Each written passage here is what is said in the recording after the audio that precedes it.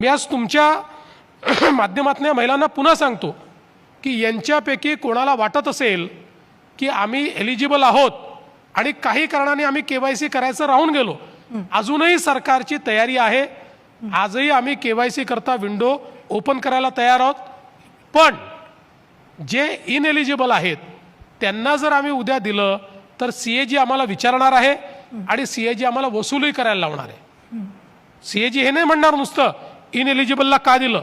आता तर आम्ही ही भूमिका घेतली आहे की आजपर्यंत ज्यांना दिलं ते इनएलिजिबल पुरुष सोडून, पुरुषांकडनं तर वसूलच करू, पण पुरुष सोडून ज्या महिला इनएलिजिबल असताना घेत होत्या त्यांना वन टाइम माफी देऊन त्यांच्याकडनं काही वसुली आम्ही करणार नाही। पण उद्याला हे जर आम्ही कायम ठेवलं म्हणजे केवायसी झाल्यानंतरही ज्या इनएलिजिबल निघाल्या त्यांना जर आम्ही देणं सुरू ठेवलं तर आम्हाला त्यांच्याकडनं वसुली करा असा सीएजीचा आदेश हा प्राप्त होईल। आणि त्यानंतर हे किती वाईट असेल की बहिणींना पैसे द्यायचे आणि मग त्यांच्याकडे जाऊन सांगायचं आता पैसे परत करा। आणि म्हणून जे होतंय ते नियमाने होतंय।